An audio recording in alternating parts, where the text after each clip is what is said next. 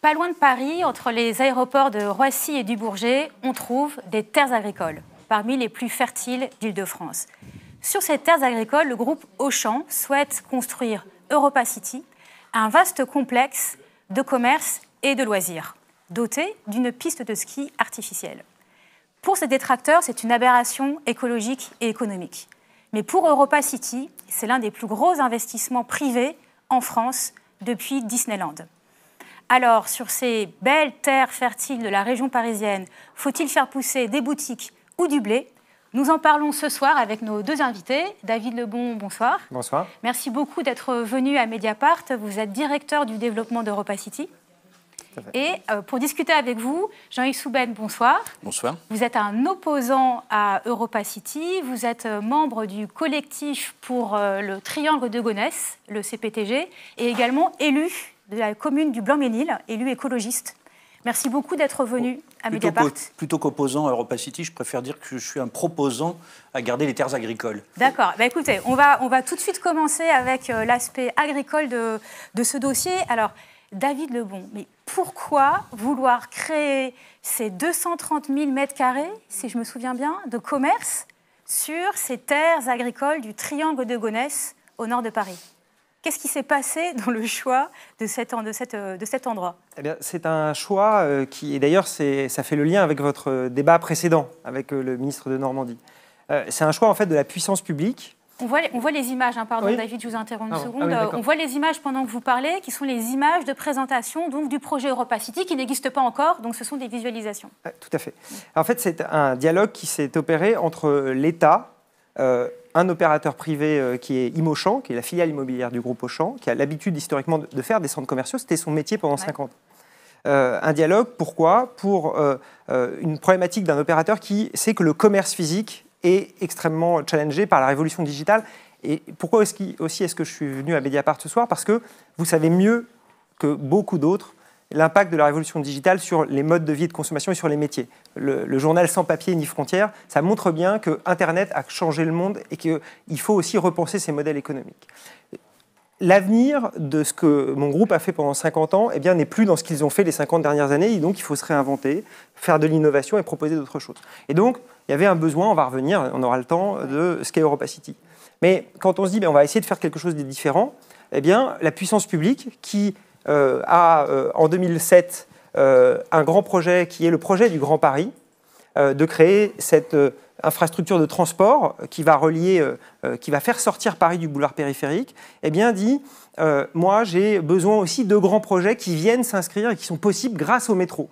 Et dans les faits, le projet... Pourquoi je vous dis, ces terres agricoles-là, qui sont aujourd'hui encore cultivées? Elles sont cultivées, mais elles sont identifiées par la puissance publique dans sa responsabilité d'aménagement du territoire comme urbanisables. Pourquoi? Parce que c'est la ville dense. On n'est pas au milieu de la campagne, on n'est pas dans l'Oise, on est vraiment entre des autoroutes. Il y a une densité de population qui est extrêmement forte. Et la volonté de la puissance publique, elle est très simple. C'est de dire l'Est du Val d'Oise, qui connaît les mêmes problématiques que la Seine-Saint-Denis. Vous savez, Sarcelles, Villiers-le-Bel, Garges-les-Gonesse, les émeutes de Villiers-Bel en 2007. Eh bien, la promesse de désenclavement, c'est de faire venir le métro. Il se trouve que pour faire venir le métro, ce qui coûte cher, 1,2 milliard pour faire une ligne entre Saint-Denis-Pleyel et Roissy, eh bien, le seul moyen de faire passer par le Val d'Oise, c'est de passer par le Triangle de Gonesse dans la partie qui aujourd'hui n'est pas encore dense, mais qui va le devenir. Et donc, c'est la puissance publique, dans un dialogue avec la région et l'État, qui a dit aux investisseurs que nous sommes, regardez les différents terrains qui existent. Aujourd'hui, il va y avoir une opération d'aménagement autour de la gare du Triangle de Gonesse. Et donc, venez ici pour faire ce projet.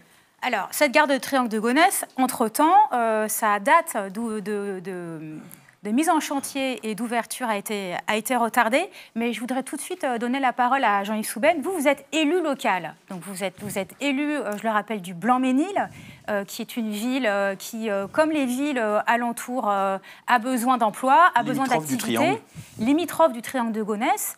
Pourquoi êtes-vous opposé à ce projet? Pourquoi ne croyez-vous pas à ces premiers éléments de discours de M. Lebon? Alors, on a beaucoup de raisons, mais je peux en donner une très rapide. En 2005, vous faisiez un peu l'historique. En 2003, pardon, il y a eu une canicule. Cette canicule a touché en premier la Seine-Saint-Denis, le Val d'Oise et l'agglomération parisienne. Si jamais demain on bétonne le triangle de Gonesse, hein, c'est l'équivalent de 700 hectares, le triangle de Gonesse, c'est presque la surface d'une ville comme Blanc-Ménil. On sait qu'en été, en période de canicule, on a des vents qui viennent du nord-est. Si jamais on chauffe, si on bétonne ces terres, si on artificialise, on va se retrouver avec une élévation de température dans la journée. L'élévation de température sera rétrocédée la nuit, et avec le vent qui vient du nord-est en été, on se retrouve avec une augmentation de température. Les ingénieurs agronomes disent d'au moins 2 degrés sur la capitale. Donc, voilà une première raison pour éviter d'avoir des victimes supplémentaires en Seine-Saint-Denis ou en Val d'Oise. Alors, parce qu'en effet, en 2003, la Seine-Saint-Denis a été le 2e département de France le plus touché par les morts de la canicule. Donc, c'est toute la question des inégalités sociales environnementales, des inégalités sociales climatiques. Donc, c'est la question du climat. Donc, par exemple, David Lebon, dans le modèle d'Europa City, il y a, ces chiffres sont toujours les mêmes, et vous allez me dire si ça a changé, l'objectif d'avoir 30 millions de visiteurs par an, à peu près. Ce n'est pas un objectif, pardonnez-moi pour être précis. Ouais, ce sont les études de marché que nous avons faites sur la programmation que nous allons faire, c'est 30 millions de visiteurs. Mais pardonnez-moi pour bien préciser les choses. Europa City représente 80 hectares dans la zone d'aménagement concerté, qui en fait 280. Oui. Cette zone d'aménagement concerté, c'est bien parce qu'il y a un intérêt général que la puissance publique a lancé cette opération d'aménagement autour de cette gare. Et pour être précis, encore une fois, sur l'artificialisation, parce que quand on dit bétonner des terres agricoles, ça ne va pas être des parkings. C'est tout à fait le cas. Et ça ne va pas être, pardonnez-moi, bétonner des terres agricoles, pour vos auditeurs qui écoutent, ils se disent ils vont faire un parking géant de 280 hectares, ça va être horrible. Là, dans cette ZAC, il y a sur les 280 hectares, il y a 90 hectares qui ne seront pas artificialisés et qui resteront en terres agricoles. L'enjeu pour nous, c'est de faire un équipement dans lequel la terre, finalement, soit au-dessus des bâtiments. On va faire et de la ville et de la campagne en même temps pour justement éviter ces îlots de chaleur. L'enjeu, ce n'est pas de faire quelque chose d'irresponsable. Moi, ce qui me gêne dans ces positions et finalement dans des combats qui apparaissent plutôt idéologiques que véritablement pragmatiques, il faut remettre de la raison. Si je suis venu là aussi ce soir, c'est parce que je savais qu'on aurait le temps de pouvoir parler, d'argumenter et de voir véritablement la réalité des choses. Et donc, les 30 millions de visiteurs, je sais que juste sur ce que vous disiez, monsieur Lebon, le toit végétalisé, ça permet de mettre à l'abri de la chaleur ceux qui sont en dessous ce toit. Moi, je ne parlais pas de ça. Je parlais de la réserve d'eau qu'il y a dans ces terres arables qui remonte par capillarité dans la journée quand ça chauffe, et la nuit qui rafraîchit la capitale tous les ans et qui rafraîchit les deux départements limitrophes. Oui.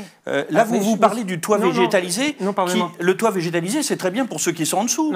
Mais il n'y aura plus la terre en dessous. Alors, sur le toit végétalisé, après, moi, j'ai une autre question climat. Parce que M. Souben a parfaitement raison. Le rôle de l'eau dans le règlement climatique, dans la régulation climatique, est extrêmement important.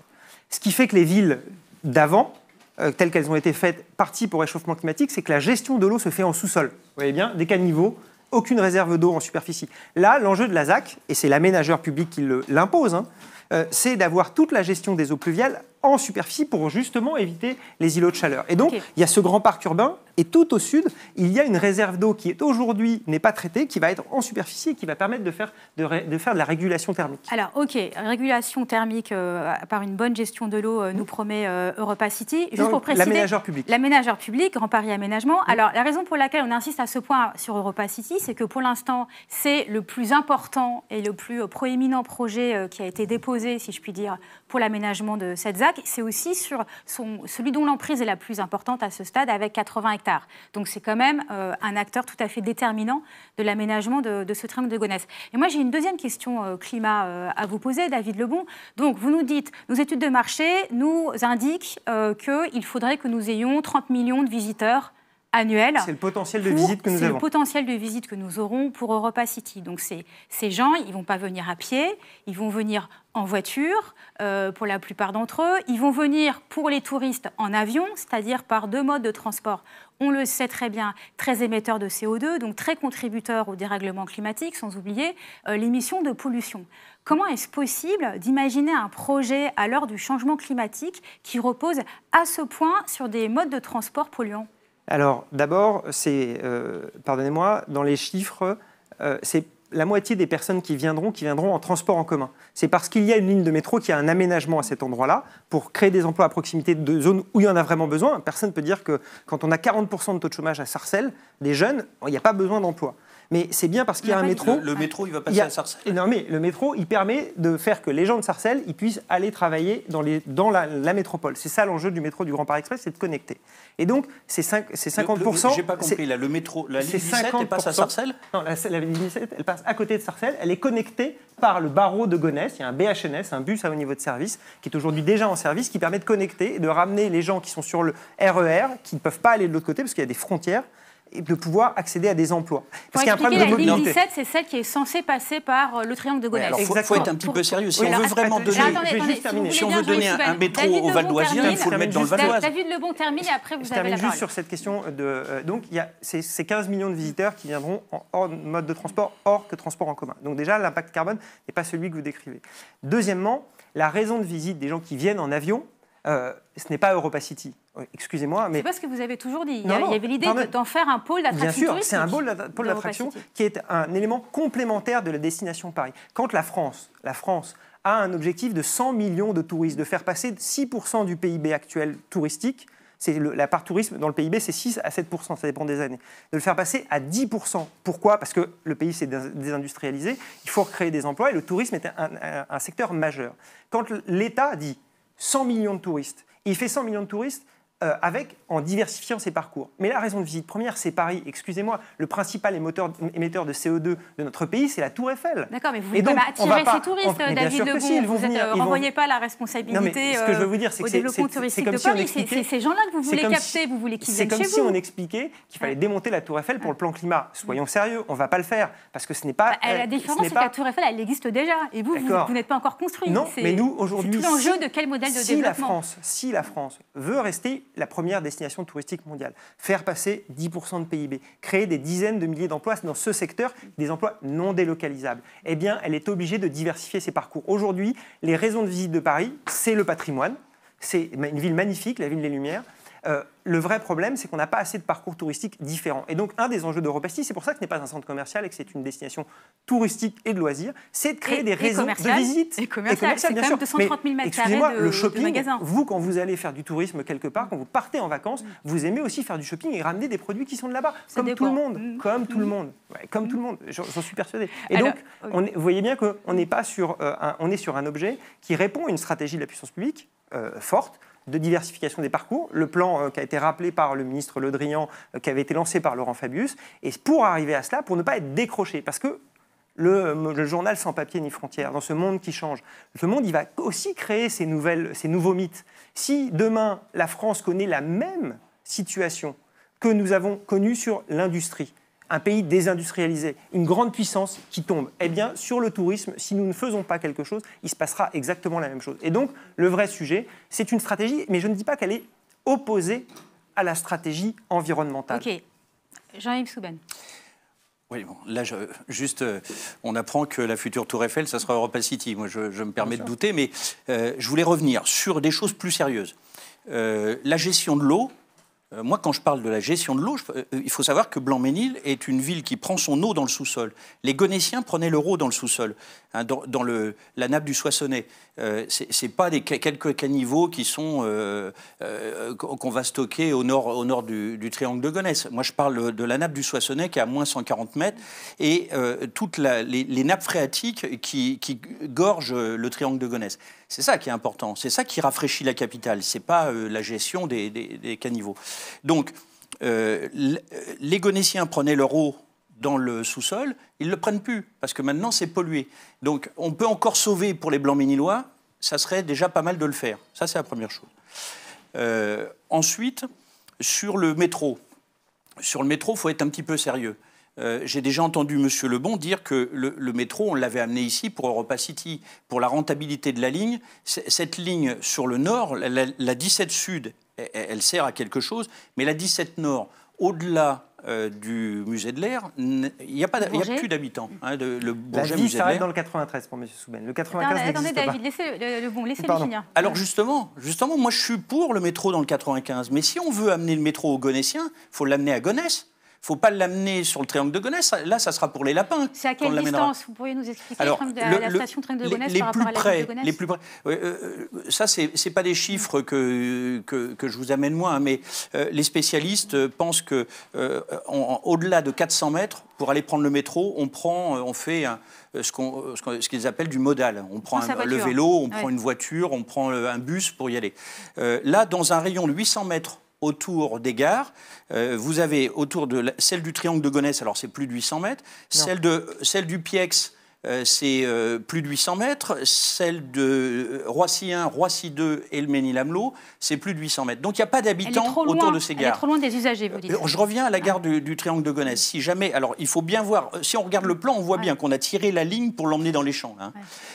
Si jamais cette gare, à l'emplacement où elle est, où on va faire les fêtes des terres de Gonesse le 27, dimanche, à cet endroit-là, on a les habitations les plus proches, elles sont vers le centre de Gonesse, hein, vers la municipalité. On voit les champs, pendant que vous parlez, Jean-Yves Souven, excusez-moi, je vous interromps. Donc la gare, elle est à peu près ici. À quoi ressemble aujourd'hui le triangle de Gonesse? Ça ressemble à ça. La gare, elle serait à peu près ici. Et ben, la première habitation la plus près, puisqu'il n'y a plus personne qui habite à la patte d'oie de Gonesse, les habitations les plus près, c'est 1,7 km. J'ai mesuré. Hein, je l'ai fait avec un compteur. Donc en fait, on voit bien que là, on se moque des Gonessiens. Si vraiment on veut leur apporter le métro, il faut le mettre à Gonesse. Il y a pas, là, si on le met ici, c'est pour Europa City, il faut être clair. Alors, David, une courte réponse et après j'ai une autre question. Non, si on met le métro à cet endroit, c'est assez simple. Techniquement parlant, il faut passer là. Parce qu'il faut avoir conscience d'une chose, c'est que là, vous montrez des images très bucoliques, sauf que c'est bien orienté. C'est vrai que si vous regardez complètement au nord, vous voyez uniquement... C'est entre deux aéroports, hein, on a commencé en entre deux aéroports, entre des autoroutes, des nationales et des zones logistiques. Raison de plus pour dire leur valeur. Et des zones logistiques, excusez-moi, et des zones logistiques. Tout à fait. Et beaucoup de zones logistiques qui détruisent beaucoup de terres agricoles dans le territoire. Là-dessus, on est d'accord, monsieur. Vous n'êtes pas les premiers à détruire les terres agricoles. Moi, je ne détruis pas de terres agricoles, excusez-moi. Il y a une opération d'aménagement, il y a une gare, et c'est cette gare qui va créer un quartier autour. Elle ne va pas desservir des lapins. Alors, mais pour répondre sur le seul endroit dans lequel il était possible de mettre une gare dans le Val d'Oise, le seul endroit a un coût raisonnable pour les finances publiques, ça coûte 1,2 milliard de faire cette ligne en intégralité, et il y a un crochet pour faire le Val d'Oise, c'est une réalité. Et elle est à vol d'oiseau, on est peut-être à pied comme ça, on est à 1 km, je ne pense pas qu'on soit à 1,6 km, mais à vol d'oiseau, on est à 600 mètres du centre-ville de Gonesse. 600 mètres du centre-ville de Gonesse. On le fait à pied. Je l'ai fait mercredi dernier. Je vous invite dimanche à le faire. Bien sûr. Et donc, tout ça pour dire que la ville de Gonesse, elle a son centre aujourd'hui. Elle a été étendue dans les années 60-70 avec la Fauconnière, les grands ensembles qui ont été construits le long des axes de transport, principalement du RER. Eh bien, la ville de Gonesse, qui est une ville qui est essentiellement agricole aujourd'hui, après l'aménagement du triangle de Gonesse, parce qu'on a l'impression qu'on va détruire toutes les terres agricoles du triangle de Gonesse. Non, il y en a 300 qui sont préservées. Il y en a 400 qui sont préservées sur le triangle, mais c'est presque 40% de la superficie de l'ensemble de la ville qui va rester agricole après. Il y a 300 qui doivent être détruites. Alors après, c'est un peu le verre à moitié vide, à moitié plein. C'est une question d'équilibre. Et d'ailleurs, les collectivités qui ont bien conscience qu'il y a un besoin de préserver les terres agricoles, je vous le dis très honnêtement, je ne me lève pas le matin en me disant c'est génial, je vais bétonner des terres agricoles. D'abord parce que ça coûte de détruire des terres agricoles, ça coûte, c'est une réalité. Ça coûte parce que c'est un bien commun.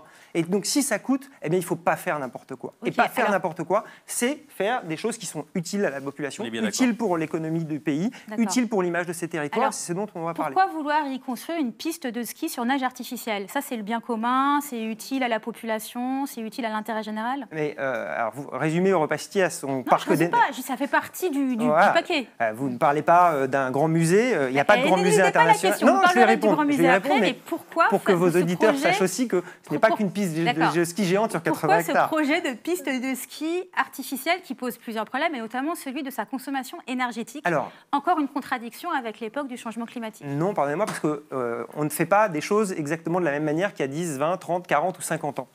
Et donc, faire aujourd'hui un parc des neiges... C'est climat compatible. C'est changement climatique compatible. Aujourd'hui, d'ailleurs, les élus de Seine-Saint-Denis le font aussi. Quand on fait une piscine, eh bien, on met une pompe à chaleur et plutôt que de gâcher une partie de l'énergie, on essaie de mettre une patinoire à côté. C'est exactement le même principe. Les deux équipements cumulés font qu'on ne gaspille pas d'énergie. Et donc, juste vous le savez, ça ne marche pas, monsieur. Attendez, ça a été démontré pendant l'enquête publique. Pour répondre à votre question, très précisément, pour la question des parcours touristiques. Aujourd'hui, Paris, destination touristique qui a une identité patrimoniale extrêmement forte, eh bien, dans la compétition entre les villes-mondes, n'a pas d'équipement de cette nature. Et malheureusement, ou heureusement, mais c'est une réalité, c'est comme ça. Il faut à Paris une piste de ski géante. Il y a une partie des gens, une partie des touristes qui s'attendent à Paris pour faire du ski. Mais qui viendront, et parce que dans son parcours de visite à Paris, quand on va rester une semaine et demie et quand on va vouloir y revenir... On voit la piste, on voit le projet de piste de ski. De Parc des Neiges, en intérieur à côté, c'est un parc des Neiges, parce que c'est pas qu'une piste de ski, d'ailleurs, on en reparlera si vous voulez plus précisément, mais pour répondre très précisément, il y a un besoin de diversification des parcours et de faire qu'il y ait des activités que des touristes dans le monde, aujourd'hui, s'attendent à avoir dans les destinations. Je ne sais pas si vous saviez qu'il y a 4 pistes des neiges à Londres, il y en a 2 à Madrid. Il n'y en a pas en France aujourd'hui, à côté d'une destination touristique majeure. Okay. C'est un sujet en termes d'attractivité touristique. Ok, merci. Rapidement sur ce sujet, est-ce qu'on va passer à autre chose, Pierre? Là, je crois qu'on touche le fond du ridicule. Sur les pistes de ski, comme si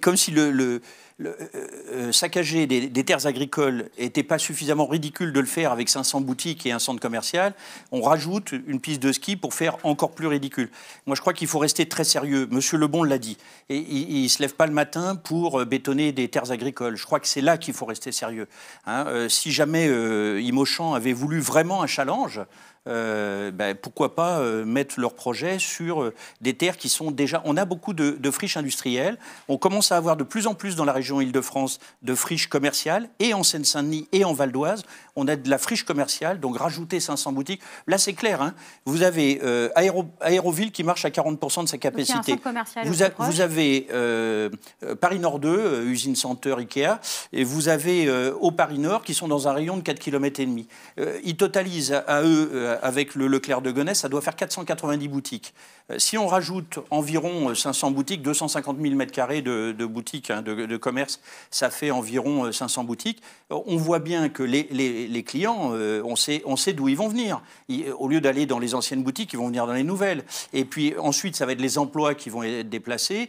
Et on voit bien qu'on va créer de la friche commerciale le long du triangle de Gonesse. Et ensuite, on créera de la friche commerciale sur le triangle de Gonesse. Et entre-temps, on aura bétonné les meilleures terres d'Europe. Pardonnez-moi sur la piste de ski. Moi, je voudrais qu'on vienne à la question de l'emploi. Moi, je suis d'accord, mais juste sur la piste de ski, est-ce que vous pensez qu'aujourd'hui, dans les gens qui habitent ces quartiers, c'est une soirée thématique sur les quartiers et la banlieue. J'ai vu qu'il y avait un débat sur savoir si on doit appeler ça quartier populaire ou banlieue. Vous pensez aujourd'hui, sérieusement, que aller au ski pour des jeunes de ces quartiers, c'est quelque chose qui est un rêve absolument interdit? Vous pensez sérieusement qu'on doit dire à ces gens, il y a des loisirs qui sont pour les riches et des loisirs qui ne sont pas pour vous? Et je peux vous dire une chose, une grande majorité des jeunes qui sont plutôt de ma génération, mais leur rêve, c'est de pouvoir aller en vacances. Eh bien, ils vont dans des pays dans le monde où il y a des pistes de ski, où il y a la plage, pour faire plusieurs choses en même temps, parce que Internet a permis ça, faire des choses en même temps. La preuve, c'est un journal qui est à la fois un média qui fait à la fois de la vidéo. Eh bien, ça, c'est considérer que tout le monde peut aller à Courchevel faire du ski. Eh bien, ce n'est pas ma conception des loisirs. Je crois que personne ici n'a dit ça. Attendez, c'est moi qui reprends la parole. Ça coûtera combien d'aller faire du ski à Europa City? Eh bien, alors, il y a des fourchettes de prix, mais d'abord, il y a les prix pour les habitants et les scolaires, parce qu'il y a un enjeu d'initiation. Et honnêtement, si en 2040, on a un champion olympique qui vient de Seine-Saint-Denis de ski, eh bien, je pense qu'on aura réussi. D'accord, donc vous n'avez pas répondu. Ça coûtera combien d'aller faire du ski au triangle de Gonesse? Entre 15 et 12 et 15, 16, 17 euros dans ces zones. Par personne? Par personne. D'accord, du coup, pour les familles, le budget... Et c'est pour ça que ça, c'est le prix affiché. Après, je vous le dis, pour les habitants du territoire, pour les scolaires, il y a des prix beaucoup plus intéressants, parce que c'est des équipements qui fonctionnent, qui ont un modèle d'ailleurs économique avec les jeunes et les scolaires principalement, pour les faire fonctionner toute la semaine et pas uniquement les week-ends quand les touristes viennent. Ok, alors moi je voudrais venir à la question de l'emploi, parce que c'est quand même le cœur... Non mais vraiment sur l'emploi, pardon, parce que sinon on ne va pas y arriver, le temps passe mine de rien, parce que ça c'est quand même le cœur du sujet. C'est la raison sociale la plus importante mise en avant par Europa City et Auchan, c'est quand même la création d'emplois. Dans un territoire où il y a besoin d'emplois, où il y a un sous-développement économique, il faut rappeler qu'on est quand même triangle de Gonesse, juste en face de l'ancienne usine PSA d'Aulnay, qui est une friche industrielle aujourd'hui, et qui a un échec économique, industriel et social pour tout ce territoire-là. Donc c'est une question en dur extrêmement importante. Alors Europa City, vous annoncez 4200 emplois pour le chantier, si je ne me trompe pas, et 12 000 emplois à peu près en exploitation, ou c'est un peu baissé, 10 000 emplois en exploitation. En fait, on avait fait nos estimations de besoins, c'est assez simple. Non, mais c'est ça ou pas? Non, c'est un peu moins, c'est 10 000, parce que la Commission nationale de la Publique a mandaté un expert indépendant Ouais, qui a estimé à 10 000, donc nous, on prend les expertises indépendantes. Ok, mais vous êtes toujours sur les 4 000 à peu près? Un peu moins, 3 002. 3 002 pour le par chantier. An, on est parti de 12 006 sur le chantier. Non, mais parce que c'est une vraie question. En gros, c'est la question, est-ce que ce n'est pas une fausse promesse? Et pourquoi est-ce qu'on pose la question? Ce n'est pas juste pour vous faire un procès d'intention en tant qu'Europa City, c'est que si on regarde les autres chantiers qui existent aujourd'hui en France, parmi les plus gros chantiers, il y a celui du réacteur EPR de Flamanville, qui est un énorme chantier, plus de 10 milliards d'euros, enfin, vous connaissez toute l'histoire. Bon, l'EPR de Flamanville, c'est entre 4 000 et 4 500 emplois pour le chantier. C'est quand même un travail infiniment plus complexe que la construction d'un complexe touristique et commercial, quand bien même il est super moderne. Pardonnez-moi, vous donnez les chiffres. Est-ce qu'on arrive à vous croire là-dessus? Vous donnez les chiffres par an. Oui.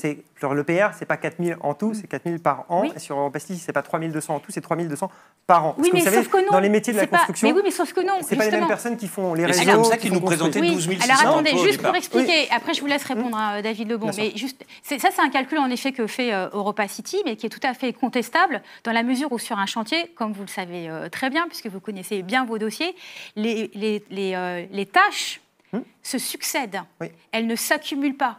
Donc il n'y a pas tous les métiers qui sont en même temps, c'est les uns après les autres. Donc multiplié par le nombre d'années de chantier est faux, tout simplement. C'est pas comme ça que fonctionne un chantier. En fait, et vous le savez très bien. On fonctionne. Alors c'est les méthodes de calcul qui sont. Pourquoi est-ce que tous les gens qui construisent des choses ont les mêmes méthodes? Enfin, tout le monde n'est pas un gros méchant capitaliste qui va détruire des terres agricoles comme moi. Mais vous voyez bien qu'il y a un intérêt à gonfler un peu les chiffres d'emploi. C'est exactement la même chose que pour la Philharmonie de Paris. Pourquoi est-ce qu'on fait ça? C'est la façon dont on fonctionne sur les chantiers. On divise en fait le montant d'investissement par un nombre de TP. C'est en fait des équivalents temps plein par an. Qui, avec le ratio, ça fait un ratio par an, et donc c'est une méthode qui est celle de tous les bâtilleurs. D'ailleurs, mais ça ne se multiplie pas sur 3 ans. Non, et vous avez parfaitement raison, Monsieur Souben. La façon dont ça a été présenté à l'origine sur le projet, ça a été un total divisé par un nombre d'années. C'est pour ça qu'on ne le communique plus, parce que c'était une erreur.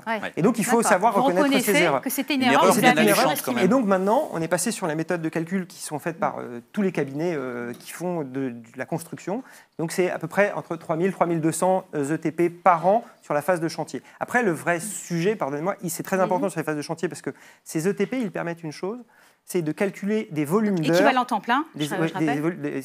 Ces équivalents temps plein, ça permet de calculer des volumes d'heures pour faire ce qu'on appelle les clauses d'insertion, pour savoir combien de personnes on va essayer d'aller chercher, celles qui sont éloignées de l'emploi, pour faire travailler sur le chantier. Et donc, ça sera à peu près 7% de clauses d'insertion qui vont être sur le chantier. Juste pour comparer, Disneyland Paris, je crois que c'est 15 000 salariés.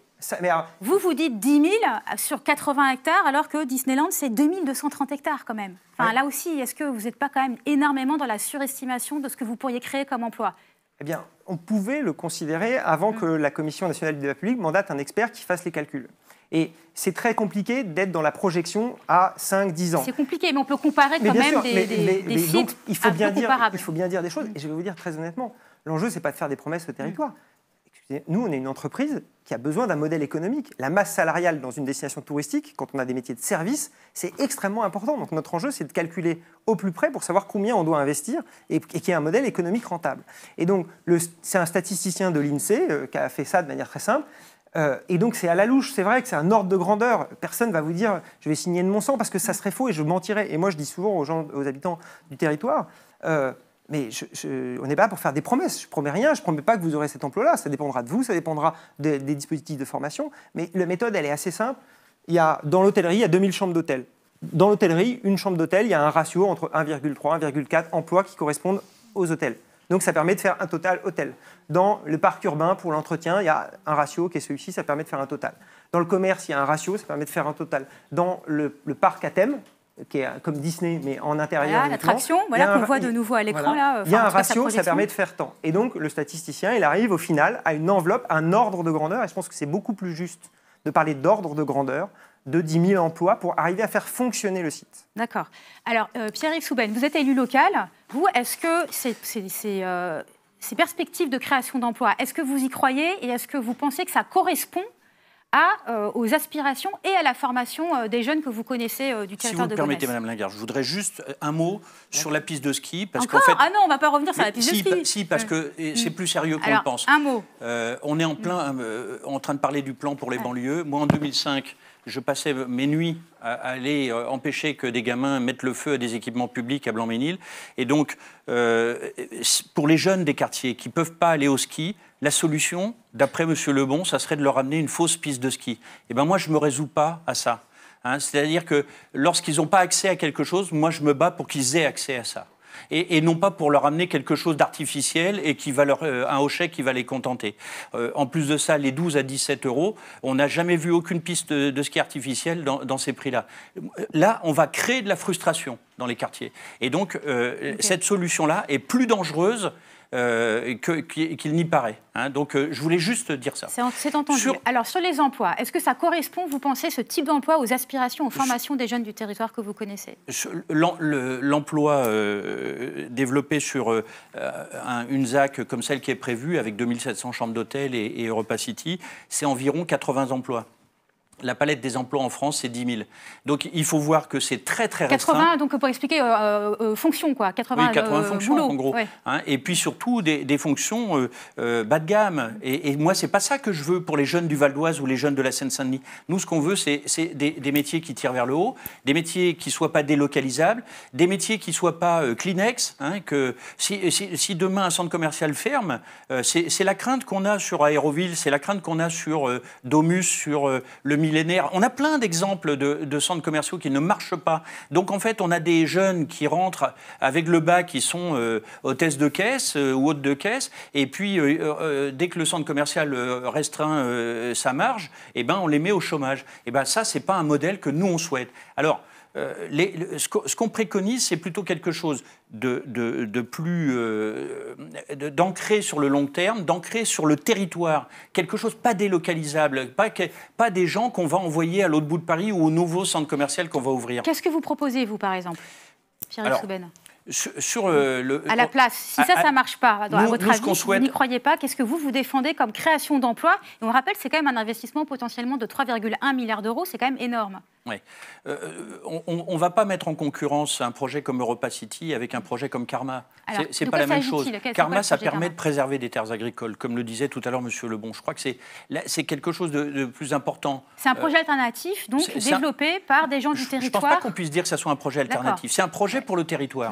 C'est un projet pour des terres. Je vous rappelle qu'actuellement, il y a des fouilles archéologiques sur le site. On a trouvé, on sait que depuis 2500 ans, ces terres-là, elles nourrissent la population. On sait maintenant que si la capitale s'est installée à cet endroit-là, c'est certainement grâce à ces terres-là qui, depuis 2500 ans, c'est-à-dire avant les Gaulois, depuis le néolithique, fournissent des céréales aux populations. Mais pas à quelques villages gaulois éparpillés. On a retrouvé, là, les archéologues de l'INRAP ont mis en évidence des conteneurs à grains, avec des grains qui remontent à 2500 ans, et qui ont nourri des populations et des populations importantes sur la plaine de France. Donc, et puis, je vous rappelle, le blé de Gonesse, le pain de Gonesse. Le pain de Gonesse, c'était quelque chose d'important à Paris. Donc, notre idée, c'est pas d'aller faire une concurrence à EuropaCity. Nous, on laisse EuropaCity aller s'installer à Dubaï ou ailleurs. Et puis, c'est un challenge dont Bernard Loup, le président du CPTG... Le collectif pour le triangle de Gonesse. Du collectif pour les terres de Gonesse, pardon. Bernard Loup a dit, mais pourquoi Imochan n'irait pas s'implanter sur une friche commerciale ou une friche industrielle ? Ça serait le challenge pour réparer, une friche commerciale réparée, et de dire, nous, on va offrir quelque chose à des populations dans un endroit défavorisé. Oui, là, ici, c'est complètement différent. C'est pas un endroit défavorisé ? Ce dont Gonesse... Sérieux ? C'est pas un endroit défavorisé ? Non, si vous demandez... Quand on a 30% de chômage, c'est pas un endroit défavorisé ? Si vous demandez... Excusez-moi. Je vais vous expliquer pourquoi c'est pas un endroit défavorisé. Allez-y, Pierre Souben, et après, David Lebon, vous avez la parole. Si jamais on s'adresse à un ingénieur agronome, il vous dira que c'est pas un endroit défavorisé, c'est un endroit très riche. Là, vous parlez de la richesse pour qu'on vous comprenne bien. Vous parlez de la richesse de la terre, que c'est une terre limoneuse, une terre argileuse, qui est très fertile. Et le problème de Gonesse et de quelques villes aux alentours, c'est que c'est des villes qui sont peuplées avec une population très défavorisée, parce qu'en fait, on a beaucoup de nuisances. Et nous, ce qu'on propose avec le projet Karma, c'est justement de supprimer ces nuisances, de les minimiser, ces nuisances, et de faire apparaître un mode de vie beaucoup plus pérenne, donner envie à des familles de venir s'installer ici. Imaginez si demain, dans les écoles de Gonesse, on sert de la nourriture bio, 100% de nourriture bio, et si les circuits courts sont développés sur le Val d'Oise ou sur la Seine-Saint-Denis, on donnera envie à des populations de venir s'installer là. Pour le moment, les populations, elles viennent dans une grande précarité. Et dès que leur situation familiale s'améliore, leur seul souci, c'est de pouvoir partir parce qu'il y a trop de nuisances. Donc en fait, nous, ce qu'on propose, ce n'est pas un projet alternatif à Europa City. Nous, ce qu'on propose, c'est que quand on regarde le triangle de Gonesse, les aménageurs comme Imochamps disent il n'y a rien à cet endroit-là. Nous, on dit ici, à cet endroit-là, il y a des millions et des millions d'êtres vivants. On parle de biodiversité, on parle de... et donc, c'est ça qui nous intéresse, c'est de rebrancher.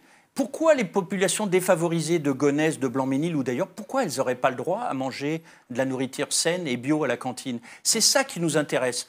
Et c'est comme ça qu'on veut re-rendre de la richesse à ce territoire. D'accord. Donc du coup, juste pour que tout le monde suive bien la conversation, le projet Karma, c'est un projet qui est porté par toute une série d'acteurs du territoire de développement d'activités sur ce triangle, qui seraient des activités agricoles, des activités en partie maraîchères, en partie céréalières, des activités aussi de formation, des activités de distribution de nourriture vers la restauration collective, de recyclage de déchets. Enfin, il y a quelque chose de circulaire. Et toutes les ressources induites. Je pense à la méthanisation, je pense au compostage, les industries de transformation des produits, mais aussi ça peut aller jusqu'à la restauration de qualité, qui est un élément important du tourisme et de la capitale.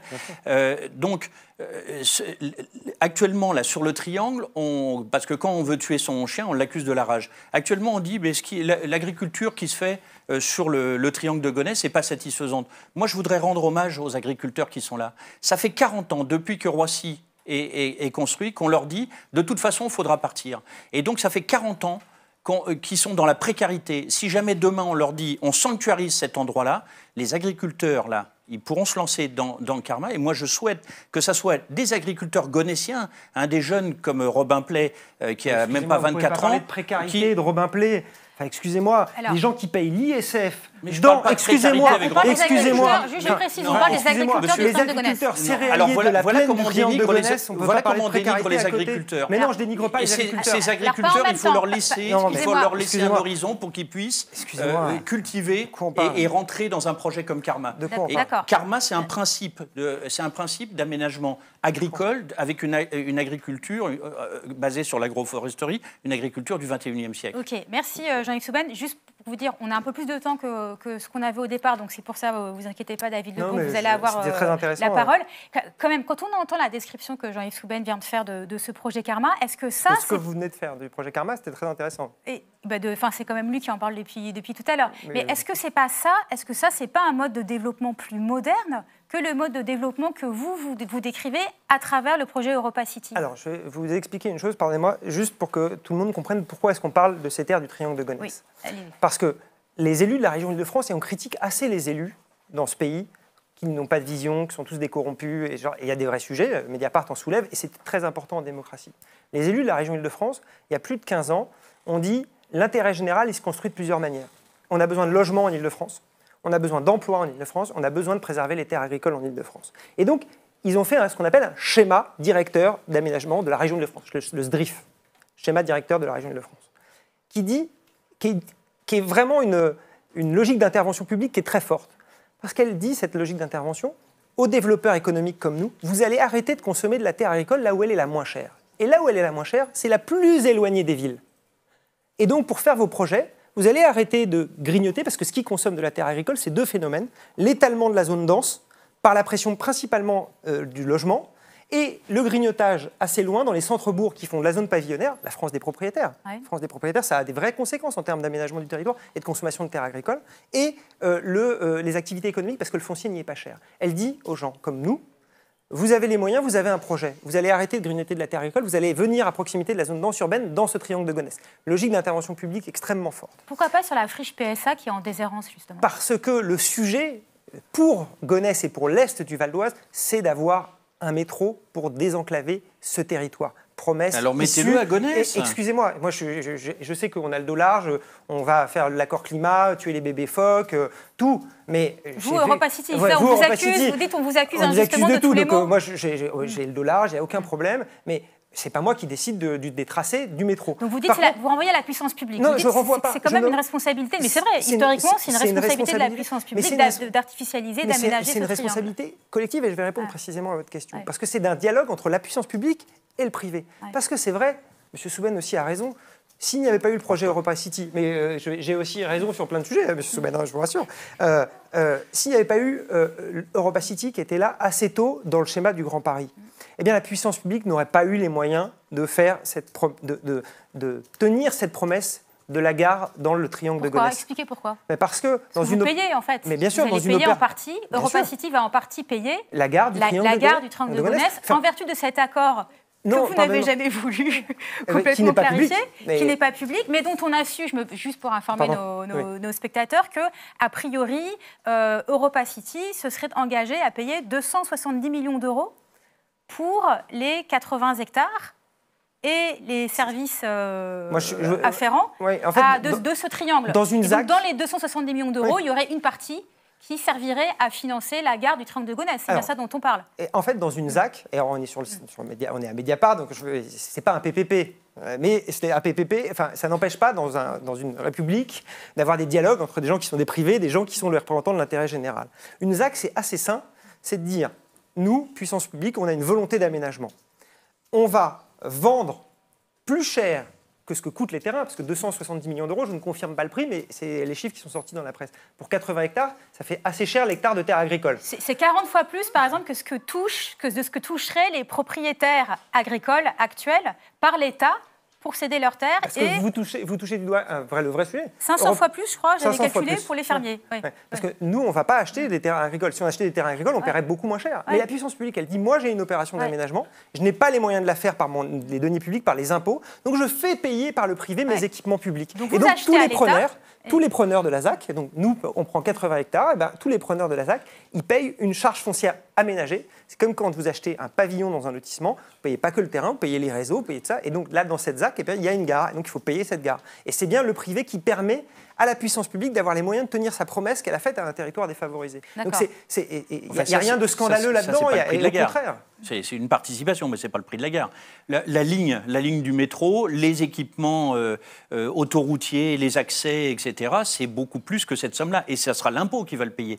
Mais je voudrais juste... Une opération d'une ZAC, combien vous allez payer une zone d'aménagement concerté ne peut pas être équilibrée par un budget général d'une collectivité. Une ZAC est équilibrée en opération, c'est-à-dire il y a des plus, des moins. Les moins, c'est les infrastructures. Les plus, c'est ce que prennent les preneurs privés qui achètent des terrains. C'est comme ça, c'est pas de l'impôt. Combien vous allez payer le mètre carré ? Il y a des chiffres qui ont été donnés, moi je ne suis pas là pour les confirmer. Si c'est 270 millions d'euros, alors j'avais calculé, et donc 337 € le mètre carré ? Pour 80 hectares, ça ferait à peu près cet équivalent-là. Alors, donc, ce qu'il faut savoir, c'est que ça, c'est une opération, enfin, toute cette opération de ZAC, mais surtout Europa City, c'est une opération de spéculation foncière. Au départ, on part de 5 € le mètre carré agricole. 1 € de plus pour les exploitants. Et puis ensuite, vous dites 337 € le mètre carré. Ça, c'est une fois que l'impôt a mis des égouts, des accès autoroutiers, des routes, toute une infrastructure que nous, on va payer avec l'impôt. Mais non. À partir de ce moment-là, ils l'achètent 337 € le mètre carré.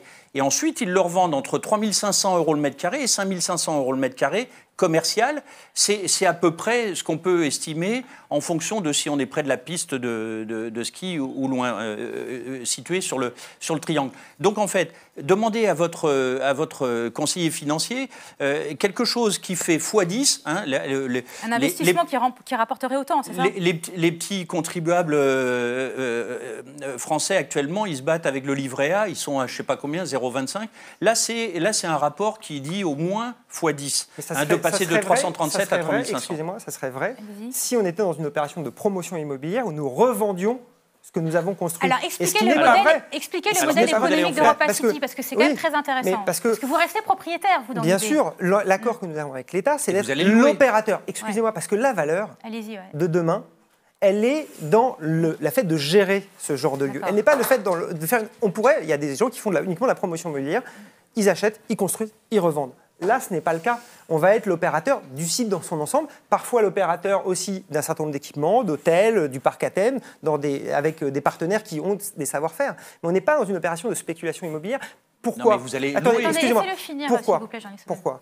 Parce que pour les gens qui construisent des lieux physiques, dans un monde où le digital prend de plus en plus de place, la valeur, elle n'est pas dans de faire l'opération immobilière. La valeur est dans de créer un modèle économique qui fonctionne alors que la digitalisation des échanges fait que le lieu physique aura de moins en moins sa place. Et soit, pour un groupe comme le nôtre, il va disparaître, et ni plus ni moins. Le groupe Auchan. Le groupe Auchan disparaîtra s'il ne pense pas son monde de demain. Et l'enjeu, c'est de rendre des lieux physiques attractifs dans un monde digital, en même temps. Alors, en même temps, vous avez longtemps décrypté cette formulation. Il y a M. Plenel à côté de moi, donc je n'ose même pas le regarder. Mais, il rigole. En même temps, c'est une vraie intuition politique, mais c'est aussi une vraie compréhension. Moi, je ne fais pas de politique, mais c'est une vraie compréhension de ce que provoque la société digitale. En quelques instants, sur votre téléphone aujourd'hui, d'ailleurs, il y a des gens qui nous regardent en live. En même temps, je suis sûr qu'ils regardent autre chose, qu'ils achètent des machins et qu'ils discutent avec leurs copains en train d'expliquer ce qu'ils font.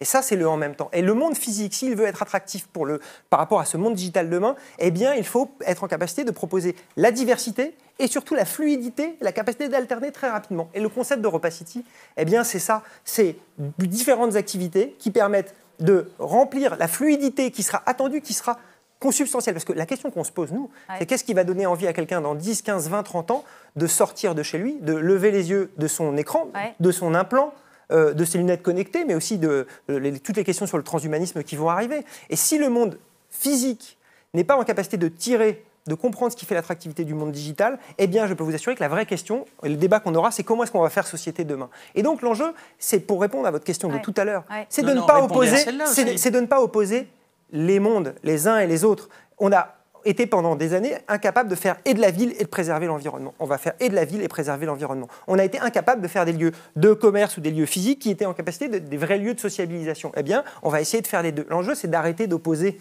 ce qui existait. D'accord, bon, c'est formidable, tout le monde, tout s'harmoniserait à vous entendre. Moi, j'aimerais bien comprendre quand même ce que pour l'instant EuropaCity n'a jamais vraiment complètement expliqué. C'est quoi le modèle économique? Puisque vous restez propriétaire, donc vous louez à des opérateurs.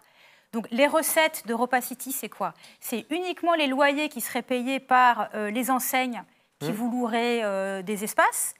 Est-ce que c'est aussi vous qui, en tant qu'EuropaCity, en tant qu'Auchan, qui exploiterez ces différentes activités? Est-ce que c'est le prix d'entrée à EuropaCity? C'est quoi le modèle économique? Parce que pour lever 3,1 milliards d'euros, on doit quand même avoir un modèle économique un peu sérieux. Alors je vais vous dire, le modèle économique d'EuropaCity, c'est celui de Mediapart.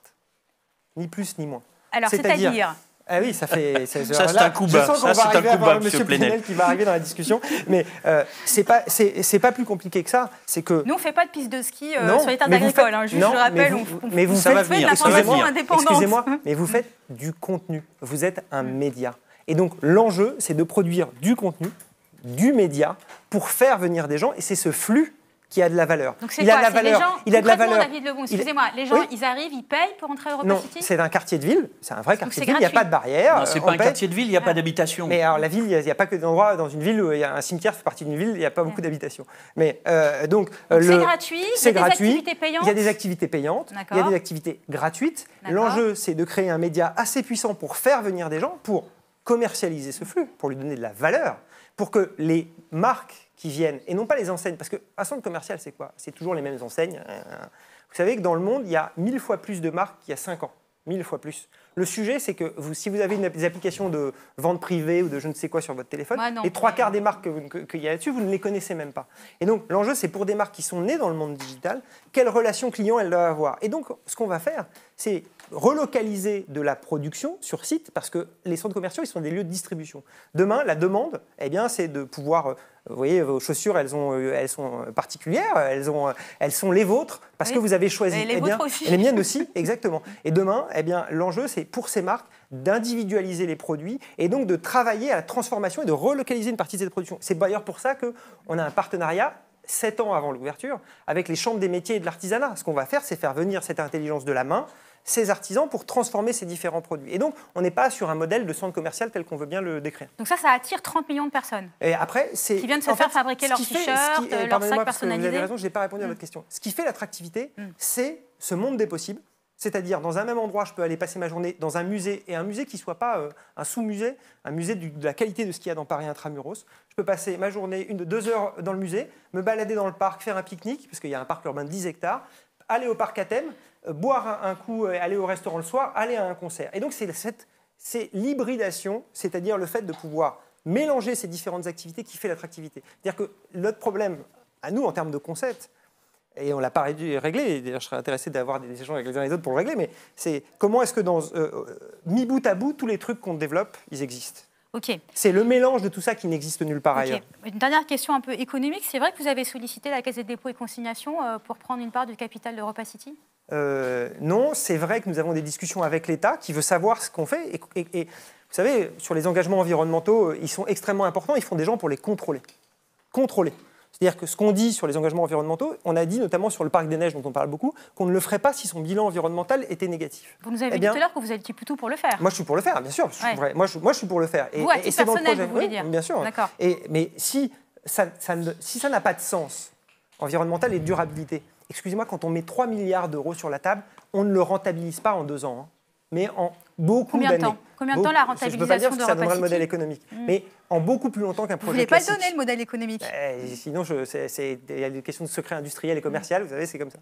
Mais on va le rentabiliser en très longtemps. Et donc, si dans 15 ou 20 ans... 30 ans, c'est plusieurs décennies. Si dans 15 ou 20 ans, et on a un acteur de long terme sur le territoire, on a fait quelque chose qui est une gabegie environnementale, mais les gens, ils ne vont pas y venir, ils vont s'en détourner, ça n'a aucun sens. Et donc, on a des engagements environnementaux très forts. Et donc, il faut que l'État puisse aussi contrôler ces engagements environnementaux. Il a 2 outils, l'aménageur public, qui nous fixe des prescriptions très fortes en termes d'eau usée, en termes d'énergie, en termes de production sur place, en termes d'accessibilité en transport et tout ça.